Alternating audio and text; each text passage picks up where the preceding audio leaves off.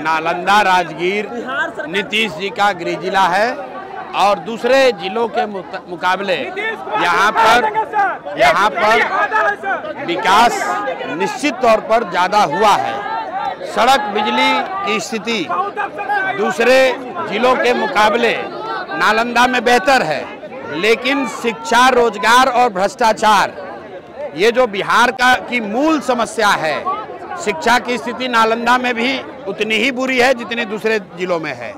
यहाँ पर लोगों के लिए बेरोजगारी, पलायन इतना ही बड़ा मुद्दा है जितना मधुबनी, सुपौल में है, और भ्रष्टाचार भी नालंदा में उतना ही है जितना दूसरे जिलों में है। तो नीतीश कुमार का गृह जिला है, इसका मतलब ये नहीं है कि यहाँ शराब नहीं बिक रहा है, इसका मतलब ये नहीं है कि यहाँ पुलिस में, थाना में, पंचायत में लोग घूस नहीं ले रहे हैं।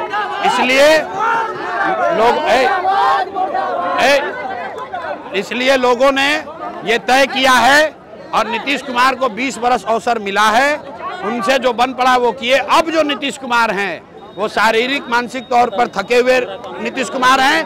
अब नालंदा की जनता को दिख रहा है कि अगर इसके आगे की तरक्की चाहिए तो आपको जन सुराज चाहिए, नई व्यवस्था चाहिए, वो व्यवस्था चाहिए जिसमें सड़क बिजली से आगे लोगों के बच्चों के पढ़ाई और रोजगार की गारंटी हो। इसलिए लोगों को जन सुराज चाहिए।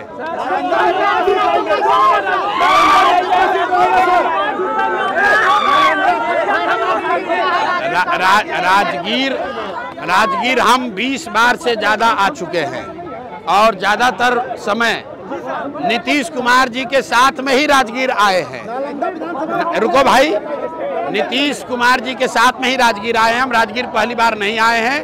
ये बिहार के गौरव की भूमि है।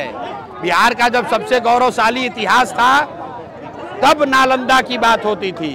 तो जन सुराज का सपना है कि बिहार को फिर से ज्ञान की भूमि बनाई जाए और उस ज्ञान की भूमि बनाने की परिकल्पना में नालंदा की भूमिका सबसे बड़ी है। इसलिए यहाँ आकर लोगों से आह्वान किया है कि अब सड़क, बिजली, पानी से ऊपर उठकर बच्चों के पढ़ाई और रोजगार के लिए आप वोट कीजिए, नई व्यवस्था बनाइए और किसी भी हालत में लालटेन को वापस जलने मत दीजिए।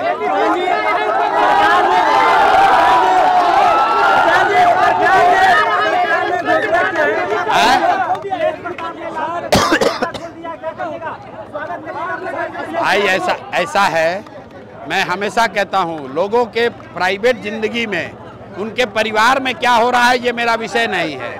लालू जी के परिवार के सदस्यों में एक मत्ता हो या झगड़ा हो, उससे हम लोग को कोई मतलब नहीं है। बिहार के बच्चों के लिए पढ़ाई कैसे हो ये मुद्दा है, यहाँ रोजगार कैसे हो ये मुद्दा है, पलायन बंद कैसे हो ये मुद्दा है, बाढ़ की समस्या कैसे खत्म हो ये मुद्दा है। लालू यादव के परिवार के बच्चे आपस में लड़ रहे हैं या दोस्ती कर रहे हैं, उससे हम लोग को कोई लेना देना नहीं है। प्रधान जी, सरकार ने घोषणा किया है कि वकीलों को हर महीने 5000 रुपया देगी। तेजस्वी यादव कलम फेंक रहे थे तो ये दिखाता है कि इनका चरित्र क्या है।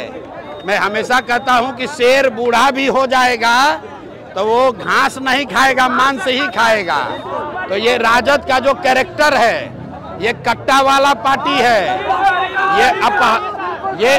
ये अपहरण, रंगदारी, गुंडागर्दी वाली पार्टी है।